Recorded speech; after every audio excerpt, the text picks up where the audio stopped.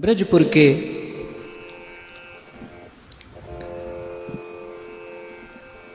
सुख का वर्णन करते हुए सूरदास कहते हैं, जो सुख ब्रज में एक घड़ी, सो सुख तीन लोक कहूं नाही, धन यह घोषपुरी। जो सुख ब्रज में एक घड़ी, और इस एक लव के सुख पर, इस आनंद पर वैकुंठ पर्यंत का सुख न्यौछावर करते हुए परमानंद दास कहते हैं, अरे कहा करूं वैकुंठ ही जाए, जहां नहीं नंद जहां नहीं यशोदा,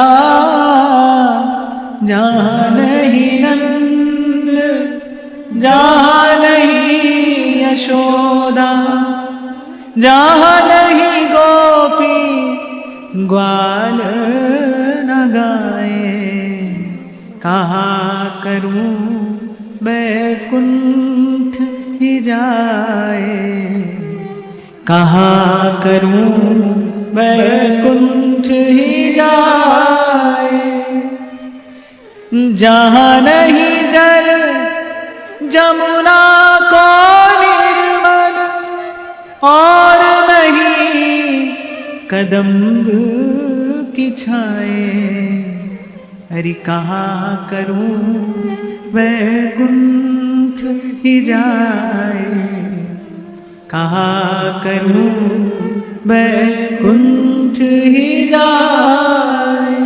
और परमानंद प्रभु चतुर ग्वालिनी, ब्रज रज तज मेरी जाए बलाए, कहा करूं वैकुंठ ही जाए। तो वैकुंठ पर्यंत के उस सुख को, ब्रज के सुख पर न्यौछावर करते हुए ये संत भक्त गाते हैं। सूरदास कहते हैं कि सो सुख तीन लोग कहूं नाही, जो सुख ब्रज में एक घड़ी। सुख सागर ब्रज के कण कण को निहाल कर रहे हैं। कल भी मैंने आपको निवेदन किया कि इसे पूर्णावतार महापुरुषों ने कहा, क्यों? क्योंकि श्री कृष्ण ने सर्व को प्रेम दान किया है, सबको। इतना कुछ भक्त कवियों ने लिखा है, कहा है, और क्यों न कहें, हरि अनंत हरि कथा अनंता, कि ब्रज के कण कण को प्रभु ने निहाल किया, एक एक तिनके को प्रभु ने दुलराया, स्वीकार किया है, अंगीकार किया है। ब्रह्मा जी तो अपनी स्तुति में कहते ही हैं, इन ब्रजवासियों के सौभाग्य का क्या कहना, यन्मित्रम परमानंदम पूर्ण ब्रह्म सनातनम।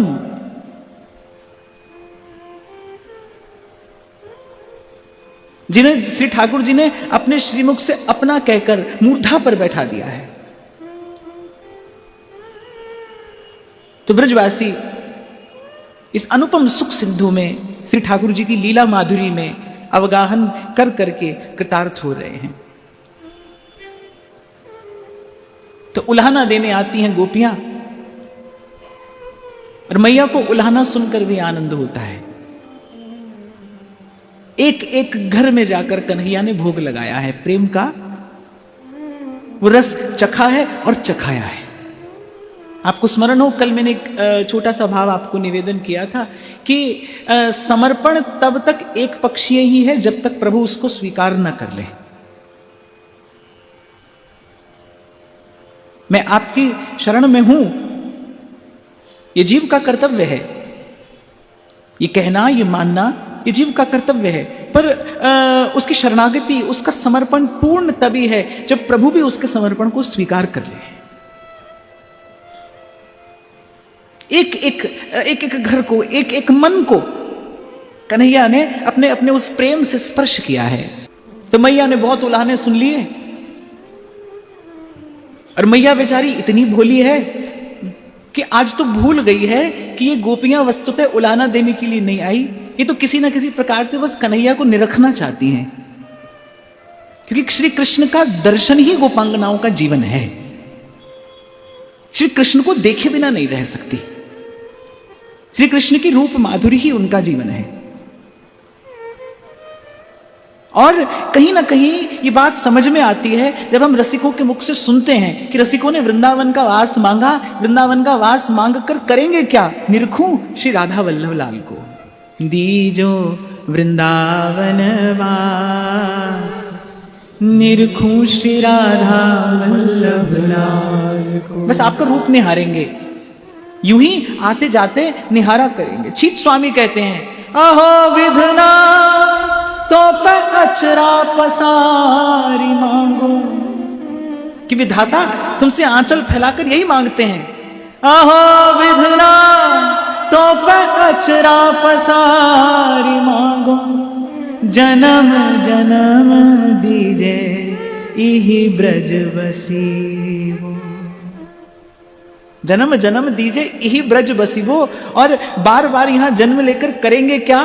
अहीर की जात समीप नंद घर, घरी घरी श्याम मुख हेर हेर हसीबो, घरी घरी श्याम मुख हेर हेर हसीबो। यूं ही आते जाते निहारा करेंगे। श्री कृष्ण का दर्शन गोपांगनाओं का जीवन है। आप देखिए कि गोपी की गति मति रति अटकी कहां है? श्री कृष्ण के दर्शन में। और श्रीमद् भागवत का ही यदि हम चिंतन करें तो दर्शन की लालसा ही तो प्रभु को प्रकट होने पर बाध्य करती है, विवश करती है। भक्त की वो जो लालसा है वही भगवान को बाध्य करती है, विवश करती है। महाराज के प्रसंग में भी श्री कृष्ण के प्रकट होने से ठीक पूर्व सुखदेव जी महाराज कहते हैं ना, रुरुदुहु सुस्वरम राजन कृष्ण दर्शन लालसाह। तो दर्शन की लालसा प्रभु को विवश कर देती है, बाध्य कर देती है। और मुझे तो ऐसा लगता है एक भक्त हृदय का, एक प्रेमी हृदय का श्रृंगार क्या है? प्रभु के दर्शन की लालसा ही उसके हृदय का श्रृंगार है। कैसे सजाएं हम अपने मन को? मन सुंदर कैसे हो? तो प्रभु के दर्शन की लालसा से ही मन सुंदर होता है। संसार की लालसा से मन मैला हुआ है, सीधी सी बात है। संसार की लालसा से मन मैला हुआ है, संसार की वासना ने मन को कलुषित किया है। प्रभु के दर्शन की लालसा से ही मन सुंदर होता है। कहते हैं ना, प्रभु के चरणों में सुमन चढ़ाया जाता है। सुमन माने सुंदर मन।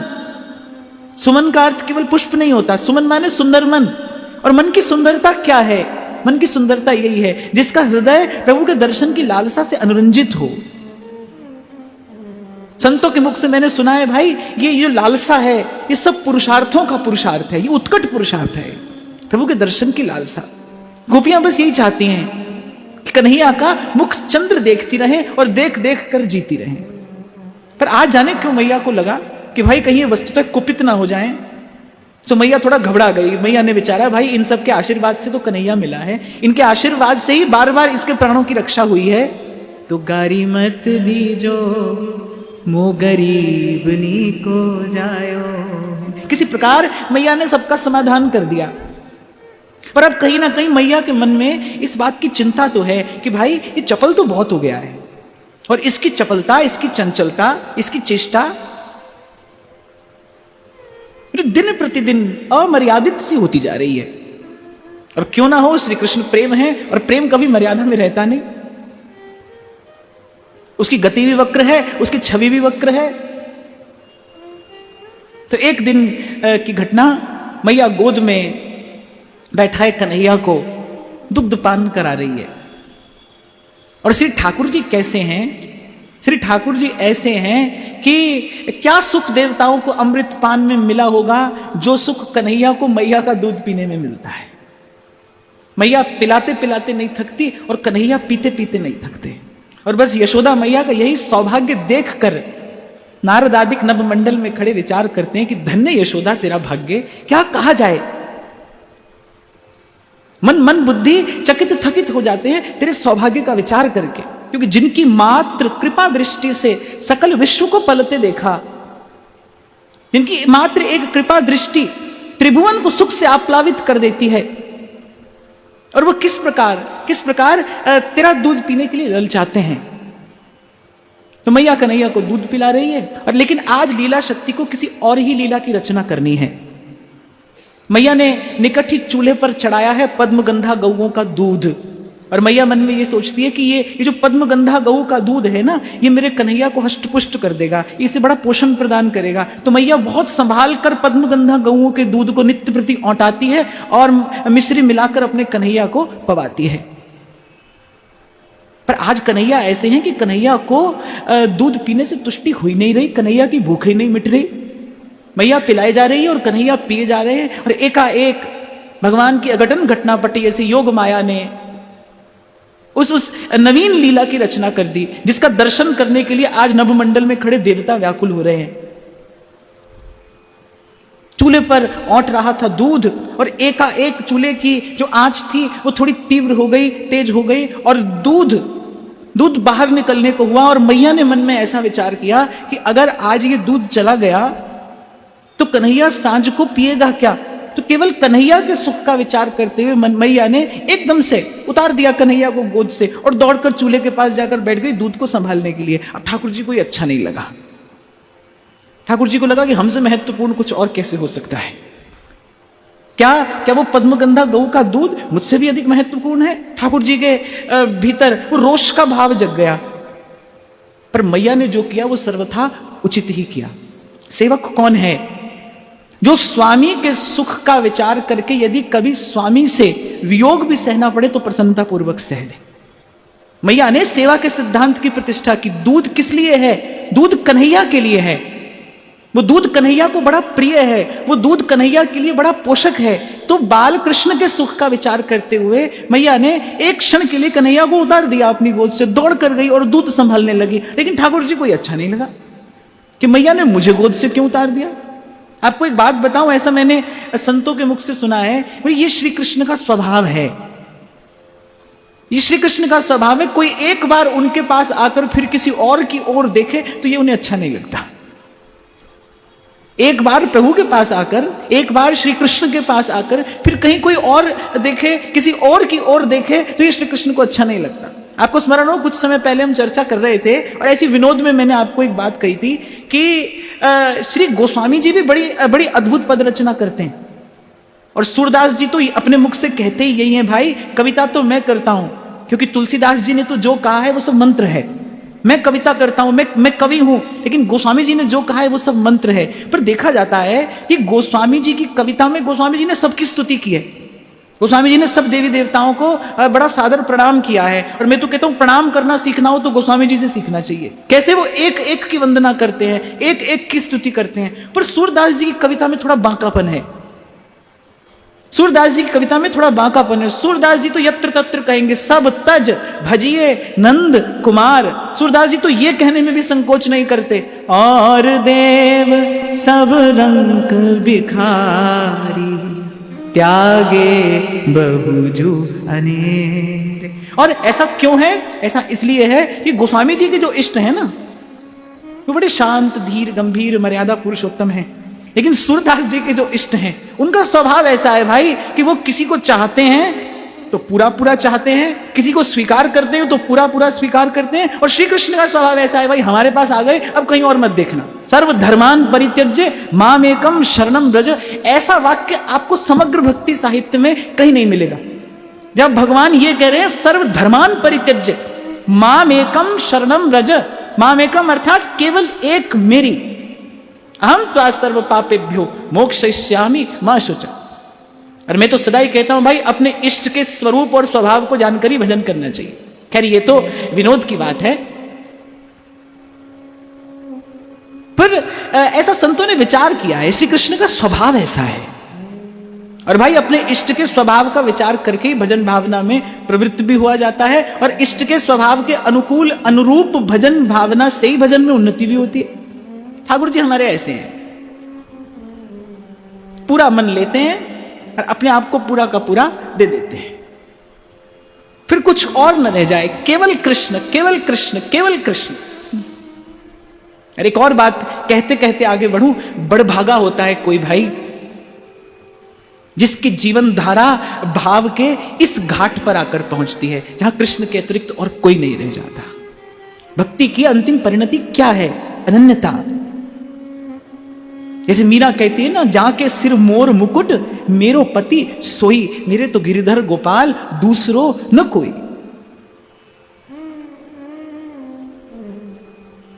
तो ठाकुर जी को अच्छा नहीं लगा, ठाकुर जी को रोष आया। ठाकुर जी ने देखा मैया की ओर, ठाकुर जी थोड़ा उआ उआ करने लगे, पर मैया ने देखा नहीं। मैया तो दूध ही औटाने में लगी है, दूध संभालने में लगी है। श्री ठाकुर जी ने थोड़ी और चेष्टा की, मैया अब भी नहीं देख रही। अब तो श्री कृष्ण को क्रोध आ गया, निकट देखा तो एक छड़ी रखी थी। श्री कृष्ण ने छड़ी उठाई, अरे बहुत बड़ा, बहुत पुराना, जिसे कई पीढ़ियों से नंद प्रांगण में संभाल कर रखा गया था, ऐसा दधी का पात्र श्री ठाकुर जी ने छट से छड़ी उठाई और उस भांड को दे मारी। एक बार में भांड नहीं टूटा, दो बार में नहीं टूटा, पर तीसरी बार में तो टूट ही गया। अब जब भांड टूटा और उसमें से दधी बह निकली, तो मानो भगवती योग माया ने कन्हैया के कान में आकर कहा, बोले लाला, कई पीढ़ियों से इस पात्र को संभाल कर रखा गया था नंद प्रांगण के, नंद महल के इस भंडार में। लाला, आज ये पात्र तोड़कर तुमने ठीक नहीं किया, आज तो तुम्हें मैया के दंड का भाजन बनना ही पड़ेगा। और जैसे ही योग माया ने कान में आकर ऐसी कोई बात कन्हैया को कही, श्री ठाकुर जी ने मन में विचार किया, भाई अभी कल ही मैया ने पूरे ब्रजपुर की गोपांगनाओं से उल्हाने सुने हैं, और आज मैंने ऐसा कार्य कर दिया, बोले आज तो मैया से दंड अवश्य मिलेगा। और वो थोड़ा भय, थोड़ी शंका और वो थोड़ी चपलता, वो सारे भाव श्री कृष्ण के उस मुख चंद्र पर प्रकट होने लगे। उस समय की छवि का वर्णन कौन करे। और यहां वहां छिपने का स्थान देखते देखते श्री कृष्ण दौड़ रहे हैं उस विशाल नंद भवन में, और श्री कृष्ण को छिपने का स्थान मिला कहां? वहां वो भंडार जहां पर अनेक अनेक माखन के पात्र रखे रहते थे नंद बाबा के इष्ट श्रीमन नारायण को भोग और नैवेद्य निवेदन करने के लिए। श्री ठाकुर जी गए और उस भंडार में जाकर छिप गए। अब यहां जब मैया ने देखा कि भाई कन्हैया दिखाई नहीं पड़ता, दूध संभाल कर जब मैया यहां वहां देखने लगी तो कन्हैया दिखाई नहीं पड़ता, और थोड़ा निकट आकर देखा तो पूरा का पूरा आंगन दधी की कीच से भर रहा है, पूरे आंगन में दही बह रही है। और जब मैया ने देखा वो अत्यंत प्राचीन पात्र टूटा, तो श्रीमद् भागवत तो कहती है पहले पहले मैया को हंसी आई। जब श्री कृष्ण की उस चपलता को देखा और मैया ने मन में विचार किया, भाई ये गोपांगना जो कह रही थी सत्य कह रही थी, ये बिल्कुल ऐसा ही है, ये ऐसा ही करता है। गोपियां यही तो कह रही थी कि मैया ना तो इसे हमसे लेकर पाना है, ना इसे हमारा निवेदन स्वीकार करना है, इसे तो चुरा कर ही खाना है, इसे तो उत्पात करके ही खाना है, इसे तो उधम ही करके पाना है। मैया ने मन में विचार किया, भाई वो जो कह रही थी वो सब सही कह रही थी, इतना प्राचीन पात्र। मैया ने मन में विचार किया कि इस प्रकार तो इसकी उच्छृंखलता बढ़ती चली जाएगी, आज कुछ इसका समाधान करना चाहिए। मैया यहां वहां देखते देखते कहां छिपाए, और शेष महेश दिनेश गणेश दिन रैन रटे पे ध्यान न पावे। पर वो बालकृष्ण अपनी मैया से नहीं छिप पाए, नहीं छिप सकते थे। सहसा मैया की दृष्टि पड़ी उन नन्हे नन्हे से चरण चिन्हों पर, दधी में भरे हुए वो चरण चिन्ह, और बस मैया उन्हीं चरण चिन्हों का विचार करते करते, उनका अनुसरण करते करते पहुंची। और मैया ने जैसे ही देखा कि कन्हैया तो घुस गया है भंडार में, मैया ने अपने माथे पर हाथ रखा, बोली आज तो सब माखन जूठा करेगा, क्योंकि भंडार में माखन रखा है, प्रभु को भोग निवेदन करने के लिए, नैवेद्य निवेदन करने के लिए वो माखन संभाल कर रखा गया है, अतिथि अभ्यागत की सेवा के लिए वो माखन वहां रखा गया है। और मैया ने अपने माथे पर हाथ धरा, बोली आज तो सब माखन गया। और श्री सुखदेव जी महाराज बड़ा सुंदर वर्णन करते हैं कि मैया ने झांक कर देखा उस भंडार की झांकी का वर्णन श्री सुखदेव जी महाराज कर रहे हैं। उलूखलांग्रे रूपरी व्यवस्थितम मकार कामं ददतं शिचि स्थितं हय्यंगवं चौर्य विशंकिते क्षणं निरीक्ष पश्चात् श्रुतमागमच्छनैः। मैया ने देखा कि एक ऊखल उल्टा पड़ा है, ऊखल के ऊपर कन्हैया खड़ा है, और आज अकेला नहीं है, सहस्रों सहस्रों वानर उसके चारों ओर हैं। एक एक मटकी से माखन का लौंदा निकालता है, थोड़ा सा खुद खाता है, फिर कभी इस बानर को खिलाता है और कभी इस बानर को खिलाता है। अच्छा, जो सबसे पहली प्रतिक्रिया मैया के मन में आई वो क्या आई कि दौड़ कर जाऊं और अब से इसे अपने हृदय से लिपटा कर इसके मुख पर असंख्य चुंबन जड़ दूं। मैं बलिहार प्यारे जू, बलिहार प्यारे जू, मैं बलिहार प्यारे जू, बलिहार प्यारे जू। अच्छा, चोर कभी निश्चिंत नहीं होता, चोर कभी निश्चिंत नहीं होता। तो कन्हैया माखन खा भी रहे हैं और खिला भी रहे हैं, लेकिन मुख कैसा है? सशंकित है। उनको लगता है बस मैया अब आई और अब आई। और वो जो उनकी चकित मुद्रा है, वो जो उनकी सशंकित मुद्रा है, वो जो श्री कृष्ण की थोड़ी भयभीत सी मुद्रा है, वो तेरे नैन बड़े कजरारे काजर से कारे कारे, तेरे नैन बड़े कजरारे काजर से कारे कारे, तेरी तिरछी सी चितवनिया पे, तेरी तिरछी सी चितवनिया पे, बलिहार प्यारे जू, बलिहार प्यारे जो, तेरे नैन बड़े कजरारे काजर से कारे कारे, तेरे नैन बड़े कजरारे काजर से कारे कारे, वो काजर से कारे कारे, काजर से कारे कारे, तेरी तिरछी सी चितवनिया पे, तेरी तिरछी सी चितवनिया पे, बलिहार प्यारे जू, मैं बलिहार प्यारे बलिहार प्यारे जो, बलिहार प्यारे जो, मैं बलिहार प्यारे जू, प्यारे जो, मैं बलिहार प्यारे जू, बलिहार प्यारे जो, मैं बलिहार प्यारे जू, बलिहार प्यारे जो, तेरी मंद मंद मुस्कनिया पे, तेरी तिरछी सी चितवनिया पे, बलिहार प्यारे जू, मैं बलिहार प्यारे बलिहार प्यारे जो, बलिहार प्यारे जो, मैं बलिहार प्यारे जो, बलिहार प्यारे जो, मैं बलिहार प्यारे जो, बलिहार प्यारे जो। पर मैया ने मन में विचार किया, और मैया ने क्या विचार किया? आज लीला शक्ति की यही इच्छा है, क्योंकि आज लीला का विस्तार करना है। तो थोड़ी देर के लिए मैया का वो जो सहज वात्सल्य है, वो जो अनंत वात्सल्य है, थोड़ी देर के लिए वो भाव मानो तिरोहित हो गया, छिप गया। मैया के मन में किंचित रोष आया, करे कि इतना इतना उद्यमी हो गया है, इतना उत्पात करता है।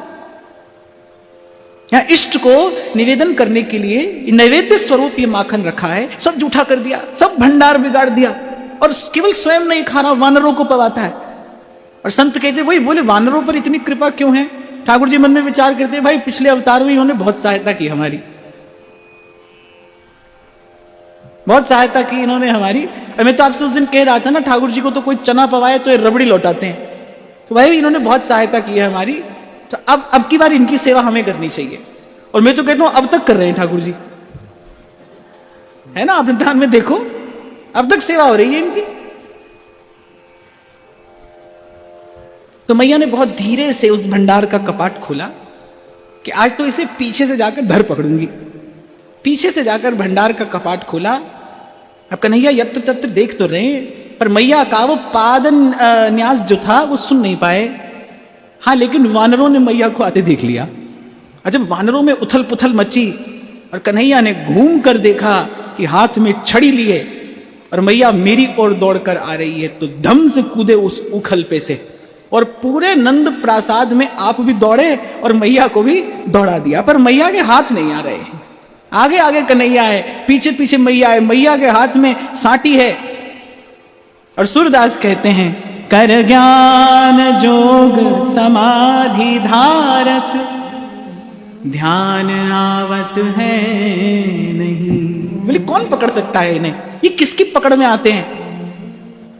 कर ज्ञान जोग समाधि धारत, ध्यान आवत है नहीं। मन चित्त बुद्धि उपाय को कर, दौड़ पावत है नहीं। मन चित्त बुद्धि कितनी भी दौड़ लगा लें पर प्रभु को नहीं पकड़ सकते। यो ब्रह्म रुद्र शुक नारद भीष्म मुख्यैरालक्षितो न सहसा पुरुषस्य तस्य। जी को गयो जसुदा चहे, वसुधा परी मति मोह में। जो किसी के हाथ नहीं आता, जो किसी की पकड़ने में नहीं आता, जो मन बुद्धि की पहुंच से सर्वथा दूर है। वेदों की श्रुतियां भी अंत में थक कर हार कर जहां मौन हो जाती हैं, यशोदा उन्हें पकड़ना चाहती है।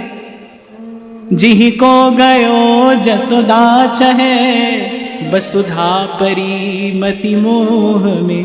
नहीं जान पूर्ण ब्रह्म पुत्र ही मान, भरी है कोह में। पर मैया कहां जानती है, और मैया को श्री कृष्ण कहां ये सत्य जानने देंगे कि ये कोई और नहीं है, ये कुछ और नहीं, ये सनातन पूर्ण ब्रह्म है। पर मैया के लिए तो पुत्र है ना। मैया तो बस अपने कन्हैया के पीछे दौड़ रही है, लेकिन कन्हैया हाथ नहीं आ रहे,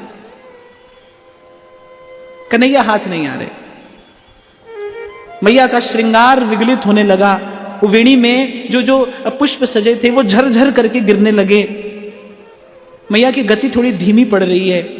और जब कन्हैया ने मुड़कर देखा कि मेरी मैया अब थक गई है, मेरी मैया को पसीना आ रहा है, तो मैया के श्रम का विचार करते हुए कन्हैया मैया की पकड़ में आ गए। और संत लीला चिंतन करते हुए कहते हैं, ऐसे जब साधन कर करके कोई थक जाता है ना, हार जाता है, तो उसके श्रम का विचार करके प्रभु पकड़ में आते हैं। भजन से हाथ नहीं आते, साधन से हाथ में नहीं आते, परिश्रम से हाथ में नहीं आते, बस उसके श्रम का विचार करके प्रभु अपनी इच्छा से पकड़ में आ जाते हैं।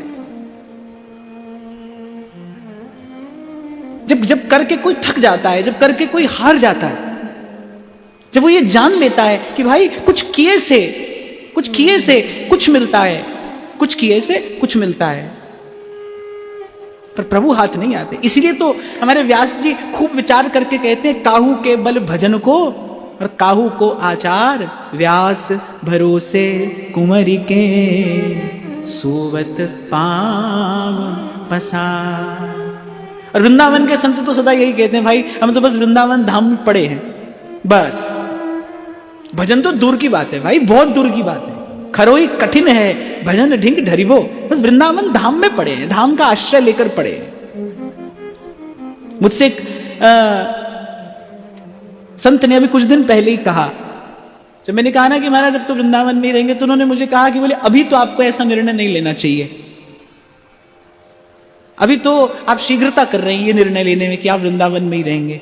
तो मैंने कहा महाराज जी एक बात हमने अपने जीवन में अनुभव कर ली, जिससे भजन बनता हो वो तो कहीं भी रहे, जो भजन कर सकता हो ना वो तो कहीं भी रहे, उसे कहीं भी रहने में कोई चिंता नहीं है, पर जिससे भजन ना होता हो उसको तो धाम का आश्रय नहीं छोड़ना चाहिए। तो हम अपनी ओर देखते हैं तो भाई भजन तो हमसे होता नहीं, तो एक युक्ति है कि बस कुंवरी किशोरी नाम सो उपजो दृढ़ विश्वास, करुणा निधि मृदु चित्त अति ताते बढ़ी जिए आस। धाम का आश्रय लेकर और बस पड़े हैं। और आप ऐसा नहीं समझना कि बात सिर्फ कहने के लिए कही जा रही है, क्योंकि मैंने भजन साधन करने वाले लोगों को भी देखा है, बहुत परिश्रम करते हैं, बहुत साधन निष्ठ हैं, वो बड़ी ईमानदारी से भजन करते हैं, पर मैं अपनी ओर देखता हूं तो भाई जीवन में भजन साधन जैसा कुछ भी नहीं है, कुछ भी नहीं है। हाँ बस तिनका बयार के बस है। और श्री स्वामी जी श्री ठाकुर जी के स्वभाव से थोड़ा परिचय कराते हैं कि श्री हरिदास के स्वामी श्यामा कुंज बिहारी ओढ़ निभाए और जाने जी की। श्री ठाकुर जी निभा देते हैं, अगर कोई इनसे लगा ले तो फिर ये निभा देते हैं। और मैं तो कहता हूं जीव बस लगा ले, निभा तो नहीं सकता, पर बस है, निभाएगा कैसे? जिसका स्वयं पर बस नहीं वो निभाएगा कैसे? अपने अपने मन पर, अपने तन पर हमारा कोई वश नहीं, कोई हमारा नियंत्रण नहीं, संबंध हम निभाएंगे कैसे? ठाकुर जी निभा देते हैं। इसीलिए मीरा कहती है, हे कि प्यारे मैंने लगा ली है, अब आप निभा लेना। सांवरा हमारी प्रीत निभाजो जी, मैंने ये संबंध आपसे जोड़ लिया है, अब आप इसका निर्वाह कर लेना। जब मैया थक गई, जब मैया श्रमित हो गई, तो मैया के श्रम का विचार करके कन्हैया हाथ आ गए। बड़ा कस के हाथ पकड़ा है मैया ने कन्हैया का। एक हाथ में कन्हैया का हाथ है और एक हाथ में स्वर्ण की छड़ी है और नेत्रों में रोष है। मैया के ओठ जो हैं वो आज क्रोध से फड़क रहे हैं, और जिस प्रकार तीव्र गति से लिए जा रही है मैया कन्हैया को, कन्हैया को आज अपना भविष्य साफ साफ दिखाई पड़ रहा है। संत तो वर्णन करते हैं, बोले वो जो सुबह सुबह मैया ने नेत्रों में काजल लगाया था वो अश्रुओं के साथ बह बह कर कपोल पर आ गया है। बीच बीच में रुक जाते हैं, हट करते हैं, अरे मैया छोड़ दे, मैं आज के पीछे ऐसा ना करूंगा। मैया ने कहा कि चोर, चपल, दुष्ट, आज मैं तेरी एक भी बात नहीं सुनूंगी। और रो रहे हैं कन्हैया, और रोते रोते कैसी कैसी झांकी है कि वो जो नेत्रों का काजल है वो बहकर कपोलों पर आ गया है, हाथ काले हो गए हैं। और भक्त इस छवि का ध्यान करके कहते हैं, जिनकी मात्र भ्रिकुटी के भय से सागर सप उबलते देखा, माँ यशोदा के भय से उनको, माँ यशोदा के भय से उनको अश्रुबिंदु दिग धरते देखा, प्रबल प्रेम के पाले पड़ कर, प्रबल प्रेम के पाले पड़ कर। अच्छा, जब जोर से रोए और थोड़ा चिल्लाए ना कन्हैया, किस लिए? बोले भाई अकेली मैया को क्यों सुख दें। आसपास की सब गोपांगनाओं को माने आवाज देकर बुला लिया कि देखो आज यहां पर क्या लीला होने जा रही है। अब जैसे कन्हैया का वो क्रंदन स्वर गोपियों के कान में पड़ा, बड़ी बूढ़ी वो जितनी भी गोपांगनाएं थी सब आज दौड़ दौड़ कर आ रही हैं कि ऐसा स्वर आज से पहले तो ऐसा स्वर कभी सुनाई नहीं पड़ा। और यहां पर आकर देखती है तो झांकी कोई और है। रोता रोता कन्हैया, मैया के हाथ में छड़ी, वो जो बड़ी बूढ़ी गोपियां थी वो तो मन में घबरा गई कि आज कुछ अनिष्ट ही ना हो जाए। और सूरदास जी कहते हैं कि हरि के बदन तन धो चाह, वो जो बड़ी बूढ़ी गोपियां हैं वो कह रही है, अरे एक बार अपने पुत्र के मुख की ओर तो देख, रोते रोते इसकी कैसी दशा हो गई है। मेरे तनक दधिकारण जसोदा इतो कहा रिसा, बोले अरे थोड़ी सी दही तो फैलाई है इसने। जब गोपियों ने आकर देखा ना कि वो बड़ा सा भांड टूटा है और आंगन में दही बिखरी है, तो बड़ी बूढ़ी गोपियां कह रही, अरे तनिक दधिकारण जसोदा इतो कहा रिसा, नेक सी दही के कारण आज तो इतनी क्रोधित हो रही है। और पीछे कुछ गोपियां दबे स्वर में कह रही हैं, बोले कल तो कुछ कल उलाना लेकर आई थी, वो तो कह रही है कल तो हमसे यही कह रही, अरे गारी मत दीजो, जितना जिसका बिगाड़ा है सब मुझसे ले जाओ। और उनमें से एक गोपी आकर के थी, अरे मैया जितना तेरा बिगड़ा है उतना मुझसे ले ले, पर कन्हैया को तो छोड़ दे, कि तेरा जितना दही इसने फैलाया है उतना मैं ला देती हूं, पर कन्हैया को तो छोड़। और सूरदास जी कहते हैं, लकुट के डर डरत ऐसे सजल शोभित डोल। बार बार श्री लाल जी की दृष्टि जा रही है मैया के हाथ में जो छड़ी है उस पर, कि एक आध आज कहीं पड़ी नहीं जाए। तभी भक्त कवि कहते हैं, जिनकी मात्र भ्रिकुटी के भय से सागर सप्त उबलते देखा, जो अपने अपने भ्रिकुटी के एक लव मात्र से अनंत अनंत कोटि ब्रह्मांडों का लय कर देते हैं, काल भी जिनके भय से थर थर कांपता है, मां यशोदा के भय से उनको, मां यशोदा के भय से उनको अश्रु बिंदु दृग ढरते देखा, प्रबल प्रेम के पाले पड़कर। एक गोपी बोली, कितिक गोरस हानि जाको करत है अपमान। अरे कितनी दही बह गई। कितिक गोरस हानि जाको करत है अपमान, सूर ऐसे बदन ऊपर वारिये मन प्राण, वारिये मन प्राण। और वहां सूरदास जी अपना ही आनंद ले रहे हैं। वो जो भय मिश्रित, शंका मिश्रित, वो जो श्री लाल जी की मुख मुद्रा है, क्या आज से पूर्व इस अस्तित्व ने कभी कभी ऐसी छवि देखी होगी? ये इस छवि का दर्शन कराने का श्रेय तो भाई यशोदा मैया को ही जाता है। क्या आज से पूर्व काल भी जिनके भय से थर थर कांपता है, ये सूर्य चंद्रमा, ये तारा नक्षत्र आदि, ये समुद्र, ये नदियां, ये पर्वत, ये सारी प्रकृति जिनके अनुशासन में रहती है, और अनुशासन भंग करने का दुस्साहस नहीं कर सकती, जिनके भय से भय भी भयभीत रहता है, आज वो श्री कृष्ण भयभीत हैं और भय के मारे थर थर कांप रहे हैं, भय के मारे रुदन कर रहे हैं, क्रंदन कर रहे हैं। क्या आज से पूर्व इस अस्तित्व ने कभी देखी होगी ऐसी झांकी? आज तो ब्रह्मादिक, नारदादिक, सनकादिक और तो और आज तो कैलाशपति भी हर्षित भी हैं और चकित भी हैं कि आज मैया ये क्या दिखाने जा रही है। और वहां सूरदास जी अपना आनंद ले रहे हैं। सूरदास जी का भैया आज देख लो, आज के पीछे ऐसा दर्शन नहीं मिलेगा। सूर ऐसे बदन ऊपर वारिये मन प्राण री सखी, वारिये मन प्राण। मैं बलिहार प्यारे जो, बलिहार प्यारे जो, मैं बलिहार प्यारे जो, बलिहार प्यारे जो।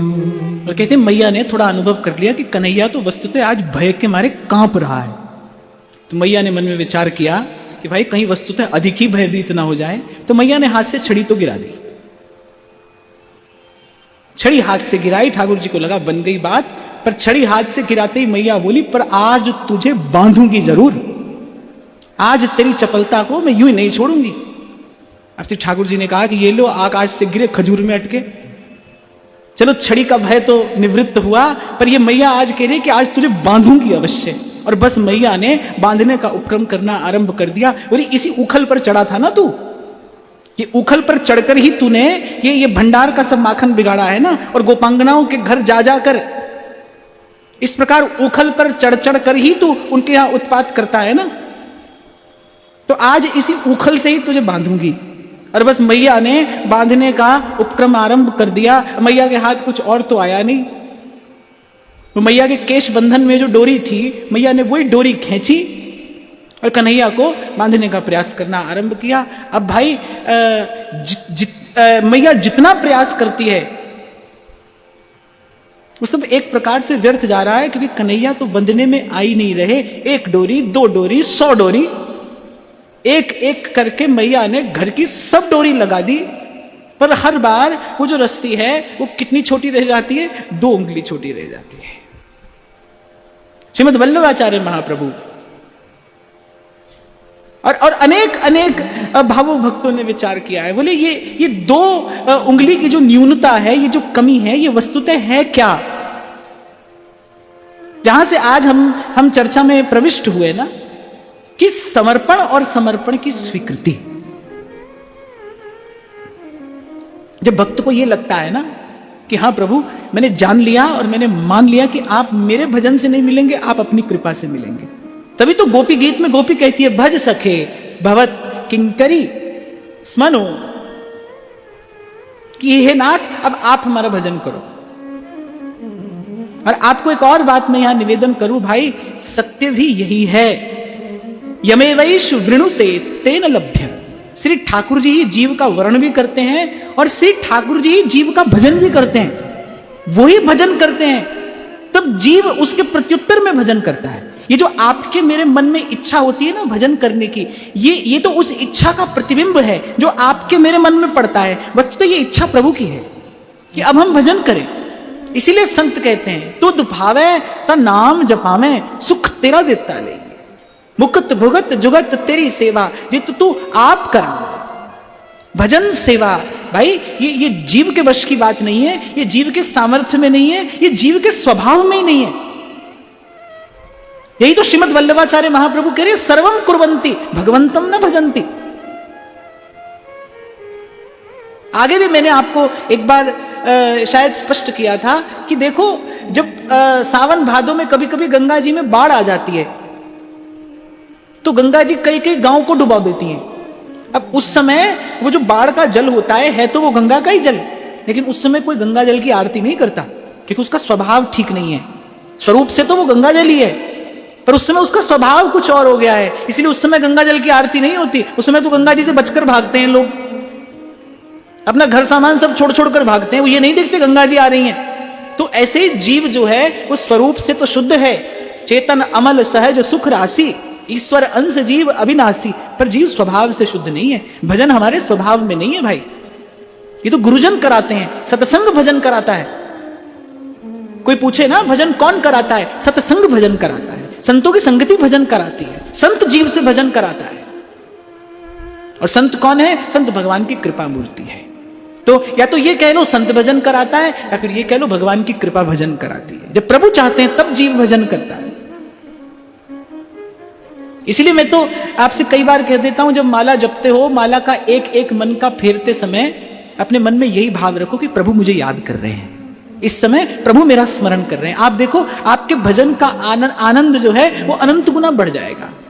मैं भजन नहीं कर रहा, प्रभु मेरा भजन कर रहे हैं, प्रभु मुझे याद कर रहे हैं। और ये सत्य है भाई, ये ऐसा नहीं कि कोई केवल कोरी भाव भावना की बात मैं आपसे कह रहा हूं, यही सत्य है। जब श्री ठाकुर जी के मन में इच्छा होती है, जब उनके मन में संकल्प होता है, तब जीव इस ओर देखता है।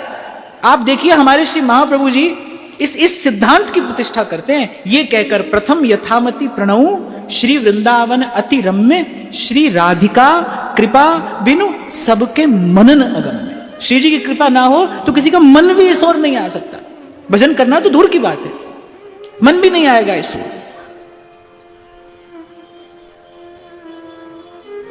तो भजन तो भाई प्रभु ही करते हैं। और कल भी मैं आपसे कह रहा था कि कितनी भी बात कह लो सुन लो, कौन प्रभु को लाल लड़ाता है? भाई वस्तुतः देखो प्रभु ही लाल लड़ा रहे हैं। कौन प्रभु की सेवा कर रहा है? प्रभु ही सेवा करते हैं अपने भक्त की। इस त्रिलोकी में भक्त ढूंढने जाओ तो सबसे पहले भक्त तो स्वयं भगवान है। वो करते हैं अपने भक्तों की भक्ति, वो करते हैं अपने भक्तों की सेवा। प्रेम के बस अर्जुन रथ हाँ क्यों भूल गए ठकुरा। वो तीनों लोगों का ठाकुर होकर भी अपनी ठकुराई भूल जाता है। ऐसा वही कर सकता है भाई, वही करता है।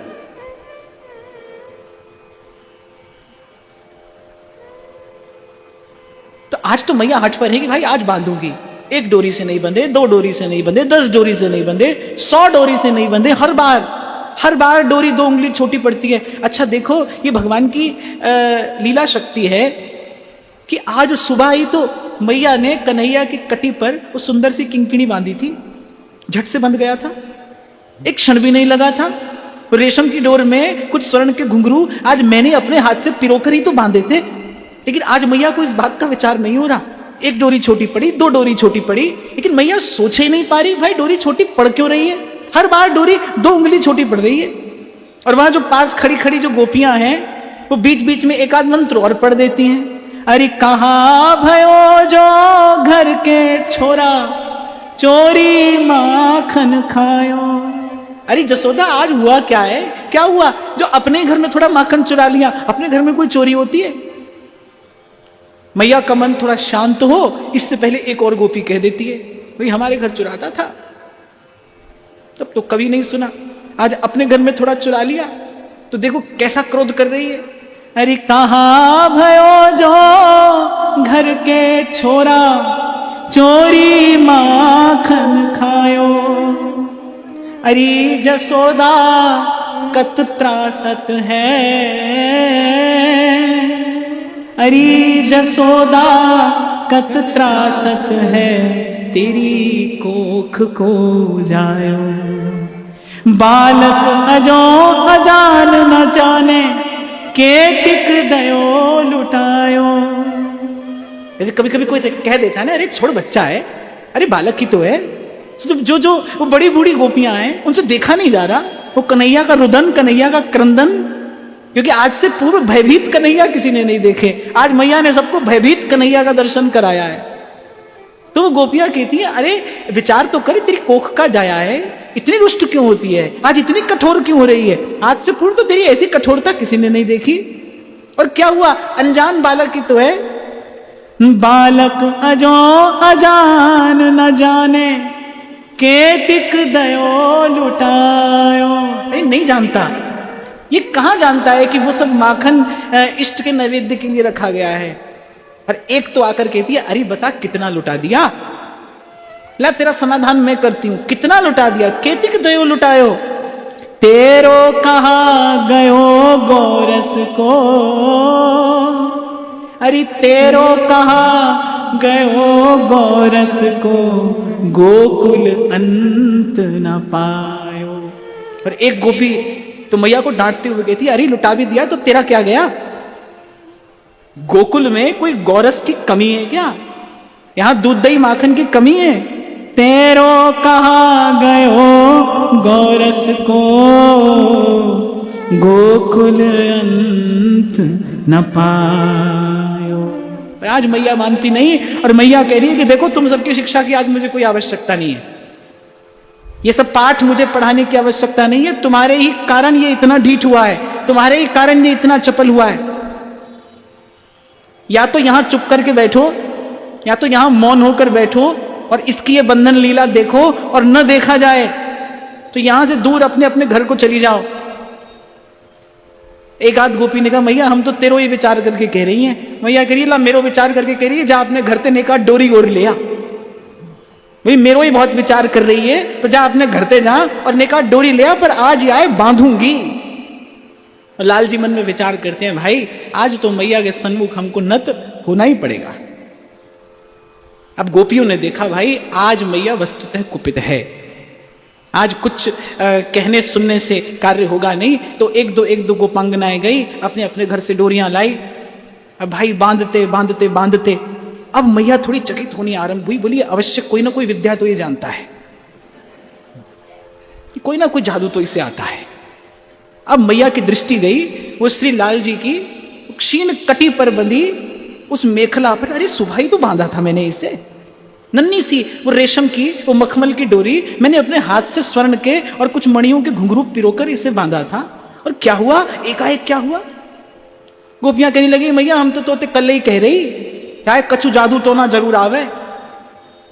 अब तो मैया को भी लगने लगा है कि भाई कोई ना कोई जादू तो ये अवश्य जानता है। और जब गोपांगनाओं ने अपने घर से लाला कर दी डोरियां, लेकिन फिर भी कन्हैया नहीं बंध रहे, हर बार वो जो डोरी है वो 2 उंगली छोटी रह जाती है। अब तो गोपियों के जो नेत्र थे वो भी आश्चर्य और विस्मय से भरने लगे, भाई आज वस्तुतः हो क्या रहा है। और जब बांधते बांधते मैया थकने लगी, कहते मैया के उस सुंदर मुख चंद्र पर जब पसीना झलकने लगा और मैया श्रमित होने लगी, बस यहाँ दया निधान के हृदय में दया का उद्रेक होता है। कल भी मैं आपसे यही कह रहा था, भजन से नहीं, भजन करने के प्रयास से प्रभु प्रसन्न हो जाते हैं। जब वस्तुतः कोई इनके लिए चेष्टा करता है ना, कोई वस्तुतः उनके लिए प्रयास करता है। और एक और बात मैं आपसे कहूं, जो प्रयास केवल उन्हीं के लिए किया जाए, हमारे प्रयास में प्रभु के अतिरिक्त यहां से और वहां से कुछ और पाने की भी भावना रहती है, इसलिए हमारा प्रयास कभी स्वीकृत नहीं होता।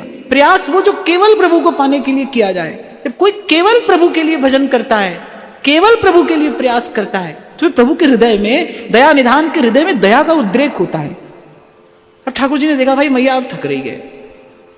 मैया के गात की कोमलता का विचार करते हुए, मैया के भाव की कोमलता का विचार करते हुए श्री ठाकुर जी ने वस्तुतः क्या किया? अपनी हार स्वीकार की।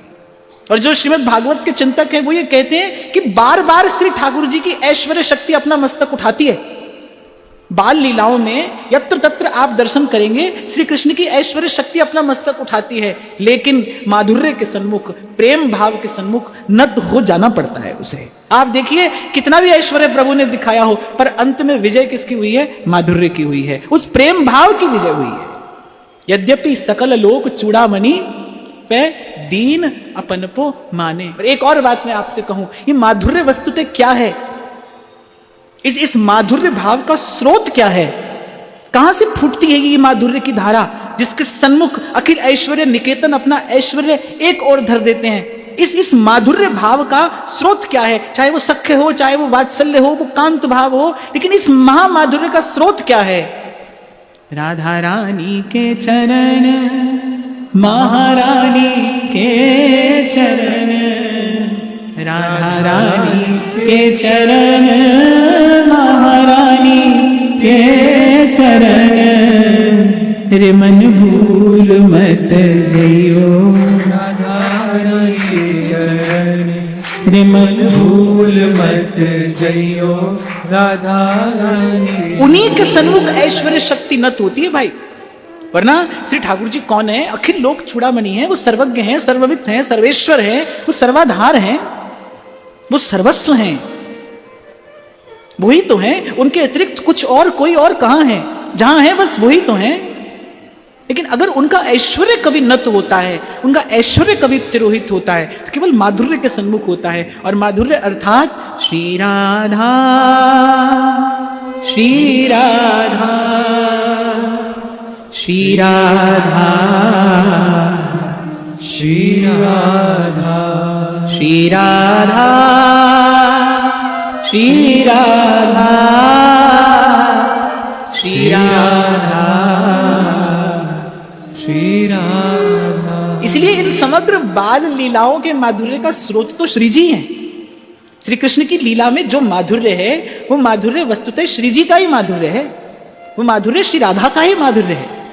महाप्रभु ने सुधा निधि में इसे स्पष्ट कहा है, बोले श्याम सुंदर की रति प्रवाह लहरी की बीज श्री राधा है, वहीं से ये सारा माधुर्य प्रकट होता है। अब जब गोपांगनाएं ला रही हैं अपने अपने घर से डोरियां, अब एक गोपी डोरी लेकर आई है, डोरी बड़ी सुंदर है। बोली मैया वैसे तो डोरी मोए बहुत प्रिय है, क्यों या डोरी में ऐसा कहा है? बोली मैया ये डोरी बरसाने ते आई। और बस ये शब्द कान में पड़ते ही वो भयभीत जो कन्हैया है वो थोड़ा थोड़ा मुस्कुराने लगते, पर सबके सामने नहीं मुस्कुरा सकते। मुख नीचे किए थोड़ा थोड़ा मुस्कुरा रहे हैं, और बस जैसे ही वो डोरी हाथ में आई और कन्हैया बंध गए।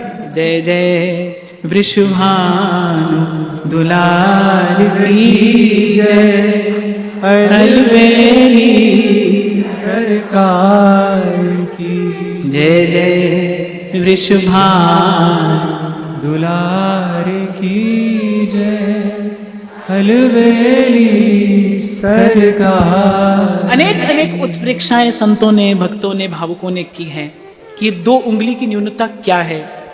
और महापुरुषों का कहना है कि वो जब भजन करने वाला श्रमित होकर थक हार जाता है ना, जब दोनों हाथ उठाकर वो गिर पड़ता है, जब वो आत्मनिवेदन करता है। देखो जब तक कोई भजन करता है तब तक उसको लगता है मैं भजन कर रहा हूं। ये जो कर्तृत्व है, जब ये कर्तृत्व भी समाप्त हो जाता है, कोई थक हार कर गिर पड़ता है, दोनों हाथ उठा लेता है, जब बस उसका ये थकना और थक कर हार कर प्रभु के चरणों में वो समर्पण करना और करुणा निधान का वो समर्पण स्वीकार करना, बस ये 2 उंगली की न्यूनता है। मैया थक गई, मैया के मन में ये विचार होने लगा भाई नहीं बंधेगा, आज ये मुझसे नहीं बंधेगा। ये कोई विद्या जानता है, मैं नहीं जानती, पर आज मुझसे नहीं बंधेगा। निराश होने लगी जब मैया, तो प्रभु कुछ भी देख सकते हैं लेकिन अपने भक्त को निराश नहीं देख सकते। जब मैया निराश होने लगी, श्रमित होने लगी, जब मैया थकने हारने लगी, बस उससे पहले कन्हैया ने सब बात संभाल ली और श्री ठाकुर जी उखल से बंध गए। अब भाई इतने में तो जो सखा मंडली थी वो भी आ गई। आज तो नंद प्रासाद में भीड़ लगी है, गोप ग्वाल श्री ठाकुर जी की सखा मंडली। वो मन में विचार करिए भाई, उधम तो हम सबने मिलकर किया और बंधा अकेला कन्हैया। और सखा भी कैसे हैं? श्री कृष्ण उनके प्राण हैं, श्री कृष्ण में उनके प्राण बसते हैं। बंधा तो कन्हैया है, लेकिन पीड़ा उन सब सखाओं को हो रही है। मैया ने ये और कह दिया, सब यही डटे रहना, और अब ये और कोई चपलता करने की चेष्टा करे तो मुझसे आकर कहना। और सूरदास कहते हैं, जसोदा तेरो मुख हरि जो। और कन्हैया बार बार बस मैया के मुख की ओर देख रहे हैं, नेत्रों से अश्रुधार बह रही है, कपोल काले हो गए हैं काजल से, पूरे पूरे श्री अंग पर दधी और माखन लिपटा है। और श्री ठाकुर जी एक जननी के मुख की ओर देख रहे हैं। सूरदास बड़ी सुंदर झांकी का दर्शन कराते हैं, गाइए। जसोदा तेरो मुख हरि जोवे, जसोदा तेरो मुख हरि जोवे, जसोदा तेरो मुख हरि जोवे, जसोदा तेरो मुख हरि जोवे। कमल नयन हरि हिचकिन रोवे, कमल नयन हरि हिचकिन रोवे। और सूरदास जी तो कह रहे हैं, बोले रोते रोते हिचकी बन रही है कन्हैया की। कमल नयन हरि हिचकिन रोवे, कमल नयन हरि हिचकिन रोवे।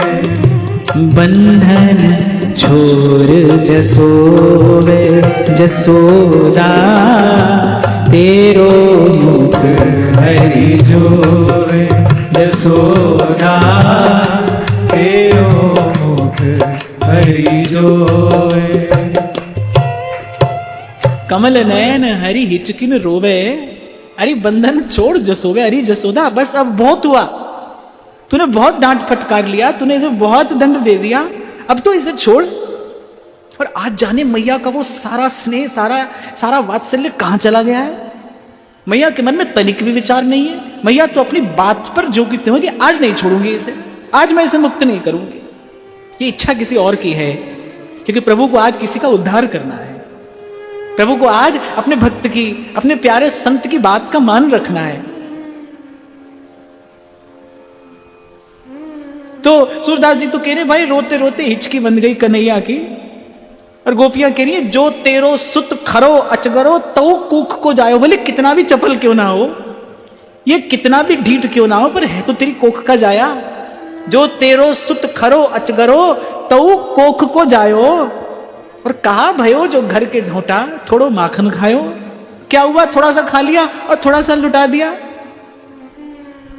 एक गोपी कह रही है जसोदा यह ना बूझ को काम। अरे आज तूने अच्छा काम नहीं किया, ये आज तूने भला काम नहीं किया। जसोदा यह ना बूझ को काम, कमल नैन की भुजा देख तो। अरे ये माखन से भी सुकुमार तेरे कन्हैया का अंग है।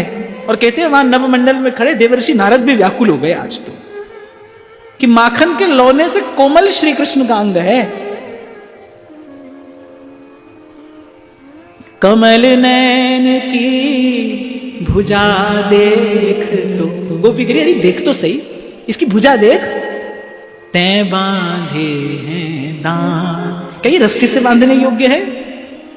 और वस्तुतः भावुक जन जानते हैं भाई प्रभु के श्री अंगों की वो जो सुकुमारता है, वो जो सुकोमलता है, वो कैसी है।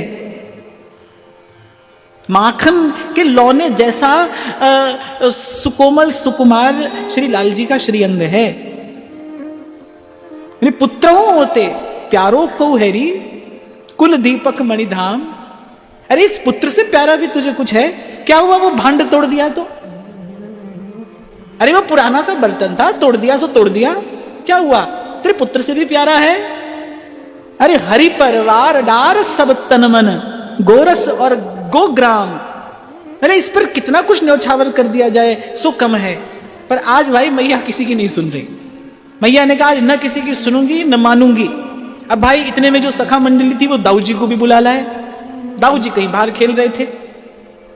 अच्छा आज दाऊ जी का प्रागट्य दिवस भी है, आज बलदेव छठ है, आज श्री दाऊ जी का प्रागट्य दिवस भी है और उनका भी हम सब स्मरण कर रहे हैं। और दाऊ जी आकर मैया को क्या कहते हैं, दाऊ जी का कैसा अनुराग है कन्हैया में। दाऊ जी आकर मैया से कहते, बोले मैया अच्छा तू मुझे बांध ले पर कन्हैया को छोड़ दे। ला मैया तू मुझे बांध, मैं बंध जाता हूं उखल से, पर तू कन्हैया को छोड़ दे। श्याम ही छोड़ मोही बांध है बरु, इसे छोड़ पर मुझे बांध, पर कन्हैया को छोड़। ग्वाल बाल सब बेचारे व्याकुल हैं, विवश हैं। आज तो गोपियों को लग रहा है भाई हम तो विनोद करने आई थी यशोदा से, हम कोई उल्हाना देने थोड़ी आई थी, हम तो विनोद करने आई थी। वो थोड़ा सा इस चपल का वो जो भयभीत मुख है वो देखने के लिए आई थी। पर यशोदा तू तो सच में क्रोध कर गई, बस बहुत हुआ, अब इसे छोड़। पर मैया ने किसी की नहीं सुनी और मैया एक और जाकर बैठ गई। अब किसी की सामर्थ्य नहीं है भाई जो मैया की आज्ञा के बिना कन्हैया को खोल दे। और वहां भगवती योग माया ने आगे की लीला की भूमिका रच दी। आज वस्तुतः करना क्या है प्रभु को, आज वस्तुतः प्रभु को कुबेर पुत्रों का उद्धार करना है। देवर्षि नारद ने श्राप दिया था 1,00,000 वर्ष तक इस वृक्ष की योनि में तुम रहोगे, क्योंकि वो मदांध हो गए थे जो कुबेर के पुत्र थे। अच्छा एक तो कुबेर के पुत्र और एक महादेव के गण, बड़ा आदमी और फिर बड़ा पद मिल जाए तो व्यक्ति मदांध हो जाता है ना। ऐसे वो नल कुबर और मणिग्रीव वो कुबेर के 2 पुत्र वो भी मदांध हो गए थे और देवर्षि नारद ने श्राप दे दिया था कि तुम जड़ हो, जड़ बुद्धि हो, 1,00,000 वर्ष तक जाओ भूमि पर वृक्ष होकर रहो। पर देवर्षि नारद ने कृपा क्या की, वृक्ष कहां होना, वृक्ष नंद बाबा के आंगन में होना। 1,00,000 वर्ष के पश्चात जब पूर्ण ब्रह्म धराधाम पर अवतीर्ण हो गए, तब उनके शीतल शंतम मंगल भवन चरण कमलों का संस्पर्श पाकर तुम्हारा उद्धार होगा और श्री कृष्ण तुम्हें अपनी अनपायनी भक्ति प्रदान करेंगे। तो वस्तुतः प्रभु को इस लीला की रचना करनी थी। क्यों? देवर्षि नारद का दिया हुआ वो जो श्राप नहीं, वरदान था। देखो भाई, संत फटकारे बिना तो भी अंत में देता भगवान को ही है। संत से कभी भी मिलेगा तो भगवान ही मिलेंगे, प्यार से मिले तो भी भगवान मिलेंगे, फटकार से मिले तो भी भगवान मिलेंगे। और आप पुराणों में जाकर कथाएं पढ़िए, जब जब ऋषियों मुनियों ने श्राप दिया है ना, तब तब अंत में उस जीव का कल्याण हुआ है, उसको कहीं ना कहीं भगवान मिले हैं, भगवान की भक्ति मिली है। कभी कभी ऋषि मुनि असुर योनि में उत्पन्न होने का श्राप देते, पर उन असुरों का उद्धार भगवान ही करते हैं। संत से कल्याण होता है। साधु ते होए ना कारज हानि। सांझ होने को आ गई है भाई, सब गोपियां थक हार कर यहां वहां चली गई, अपने अपने कार्य में लग गई, गोदोहन का समय हो गया है और भगवती योग माया को आगे की लीला पूर्ण करानी है। तो सब ग्वाल बाल भी यत्र तत्र एक और हो गए। वहां कौन है? वहां केवल कृष्ण है और दाऊ जी हैं। दोनों ने परस्पर एक दूसरे से दृष्टि मिलाई और दाऊ जी ने संकेत किया कि अब इनके उद्धार का समय आ गया है। और श्री कृष्ण ने उन यमलार्जुन वृक्षों की ओर देखा, गगनचुंबी वो वृक्ष,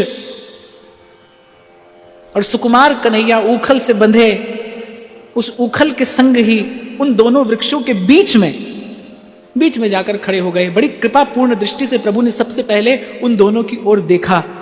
और वृक्ष संवेदनशील होते हैं, और आज तो प्रकृति और पुरुष के स्वामी उनको अपना सानिध्य प्रदान कर रहे हैं।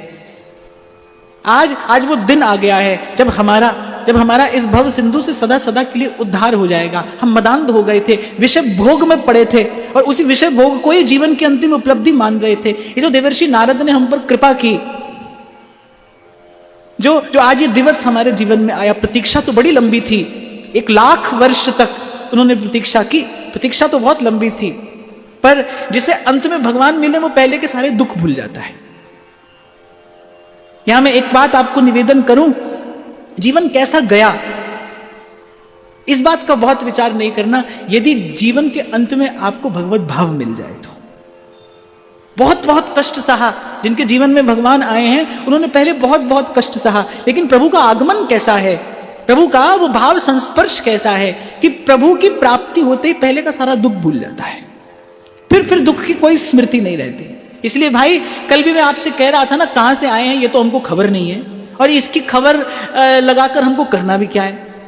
आए होंगे जहां से आए होंगे, पर गुरुजनों की कृपा से ये जरूर जान लें भाई, जाना कहां है, जाना प्रभु के चरणों में है।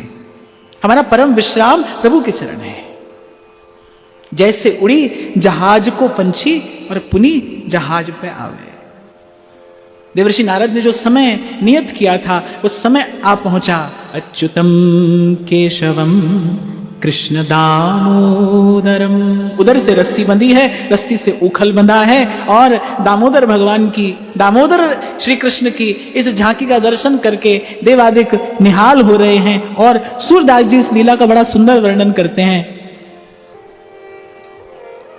कि पहले तो प्रभु ने उन दोनों की ओर कृपापूर्ण दृष्टि से देखा, और फिर वो ऊखल लेकर और उन दोनों वृक्षों के बीच में से निकल गए। अब ऊखल फंस गया दोनों वृक्षों के बीच में। थोड़ी सी चेष्टा कन्हैया ने की और धम्म से वो यमलार्जुन के वो गगनचुंबी बड़े भारी वृक्ष और नंद बाबा के प्रासाद में गिरे, लेकिन स्वर किसी ने नहीं सुना, क्योंकि अभी भगवान को अपने भक्तों से कुछ बात करनी है।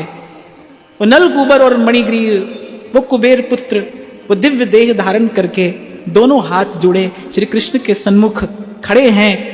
और खड़े क्या है, श्री कृष्ण के चरणों में साष्टांग दंडवत प्रणाम करते हुए कहते हैं, वाणी गुणानुकथने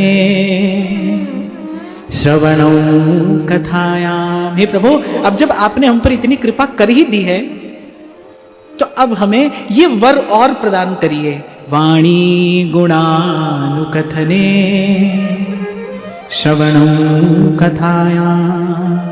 हमारी वाणी सदा आपका गुणानुवाद करती रहे, हमारे कानों में सदा आपकी त्रिलोक पावनी कथा पढ़ती रहे। हस्तौ च कर्म सुमनस्तव पादयोर्न स्मृत्यां शिरस्तव निवास जगत् प्रणामे दृष्टिः सतां दर्शनेस्तु भवत्तनूना। इन हाथों से आपकी सेवा करते रहें, इन पांवों से आपकी प्रदक्षिणा करते रहें, ये मन सदा आपका स्मरण करता रहे, और ये जो सर है ये आपके श्री चरणों में सदा झुका रहे। जहां देखें वहां हमें आपकी ही इस छवि का, आपकी ही इस झांकी का दर्शन हो, ऐसा वर देकर हमें विदा करिए। नलकूबर और मणिग्रीव कहते हैं कि हमें पुनः उसी जीवन को प्राप्त नहीं करना है। अब जब आप हमें मिल गए हैं, अब जब आपके चरणों तक संतों ने हमें पहुंचा दिया है, यही बात तो मैं आपसे उस दिन भी निवेदन कर रहा था, भाई अब तक का जीवन जैसा गया तैसा गया, पर अब तो हमें महाप्रभु मिल गए हैं, अब तो हमें आचार्य और संतों की चरण शरण मिल गई है। अब इसके बाद जीवन ऐसा हो, हरदम हीरा लाल है, गिन गिन गुरु को सौंप, गिन गिन गुरु को सौंप। ये चार पंक्तियां मुझे बड़ी प्रिय हैं, जो कुबेर पुत्रों ने भगवान से कहा। वाणी गुणानुकथने श्रवणं कथाया हस्तौ च कर्म सुमनस्तव पादयोर्नः स्मृत्यां शिरस्तव निवास जगत् प्रणामे दृष्टिः सतां दर्शनेस्तु भवत्तनूना। हे करुणानिधि करुणा की जय, हे करुणानिधि करुणा की जय, अपनी भाव भगति रति दीजय, अपनी भाव भगति रति दीजय।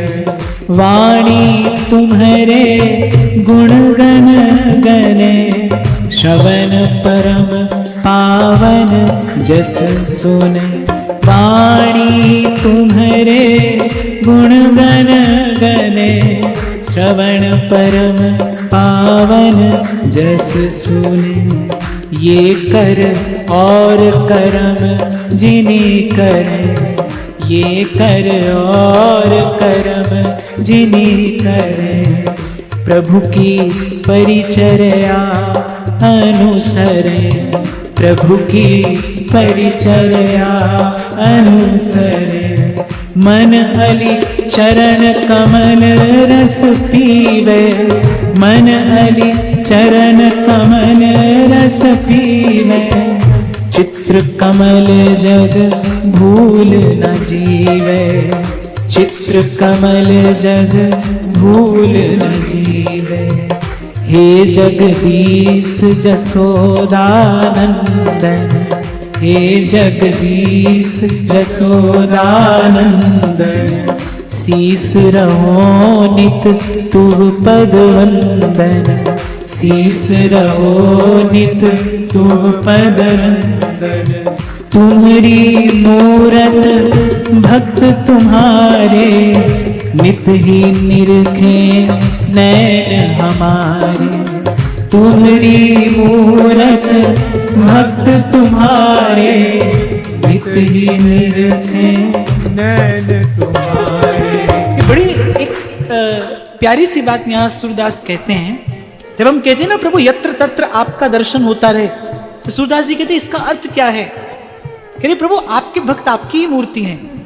तुम्हारी मूरत भक्त तुम्हारे, नित ही निरखे नैन हमारे। तुम्हारी मूरत भक्त तुम्हारे, नित ही निरखे नैन हमारे। तब बोले हरि करुणाधाम, तब बोले हरि करुणाधाम। पूर्ण हो ही तुम्हारे काम, पूर्ण होगे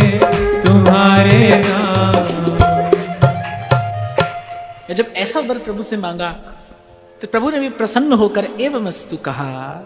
तब बोले हरि करुणा धाम पूर्ण हुई तुम्हारे काम, तुम्हारे हृदय का प्रत्येक मनोरथ पूर्ण हो। पर श्री ठाकुर जी बता देते हैं कि भाई ये जो तुम पर कृपा हुई है इसके लिए हमारे नहीं नारद जी के कृतज्ञ होना।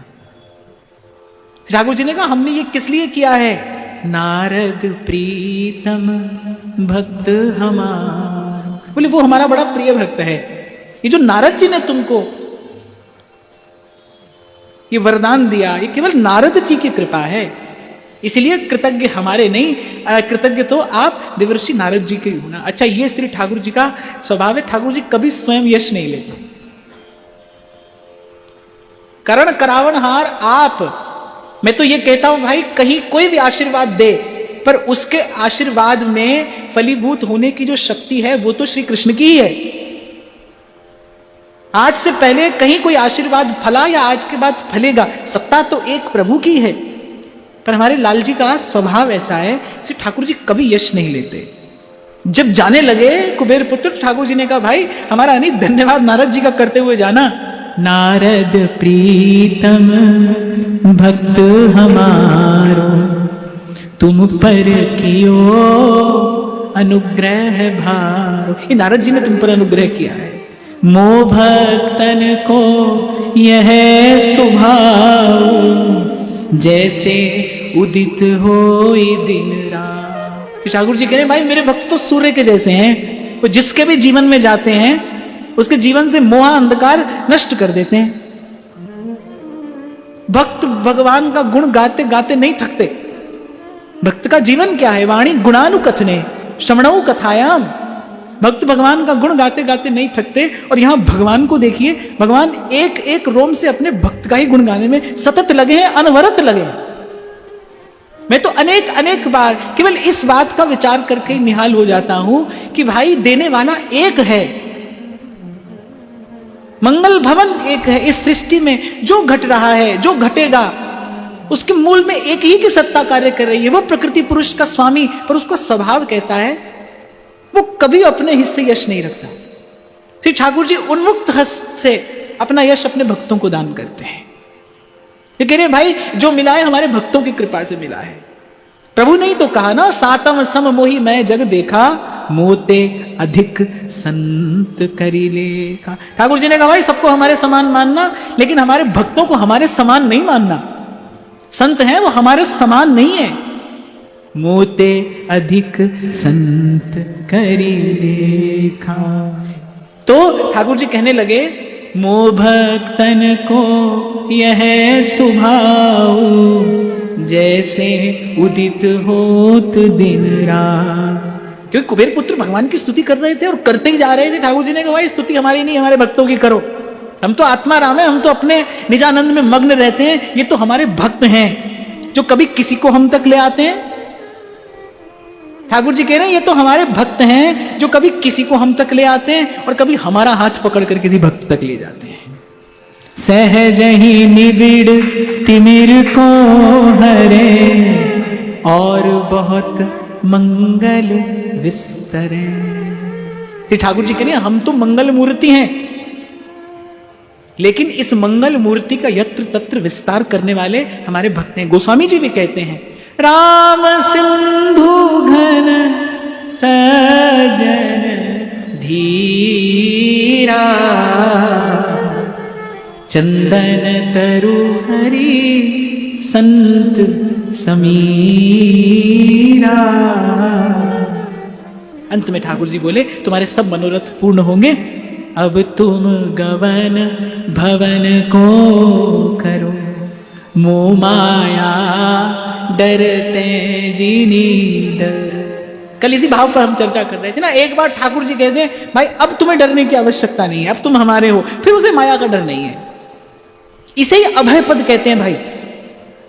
ये जो हमारे शास्त्रों में अभय पद की बात आती है, ये अभय पद क्या है कि भाई श्री ठाकुर जी एक बार कह दें ये जीव अब हमारा है, फिर माया का भय नहीं है। ये तो भाई माया से अंत तक जीव भयभीत रहता है और ना जानो छिन अंत कवन बुद्धि घटई प्रकाश। कब कब कोई पदच्युत हो जाए, कब कोई पदच्युत हो जाए, कहा नहीं जा सकता। एक तेरे सेवक को पो किछ नाही जम न आवे रे। इसे प्रभु अपना ले, वो निर्भय है। तो वो जो प्रभु का अपनापन है ना, वो जो श्री ठाकुर जी की स्वीकृति है कि भाई ये जीव हमारा है, वही निर्भय है। श्री रामकृष्ण परमहंस भी ये बात कहते थे। वो कहते थे कि पहले भगवत प्राप्ति करो, पहले भगवत प्राप्ति करो।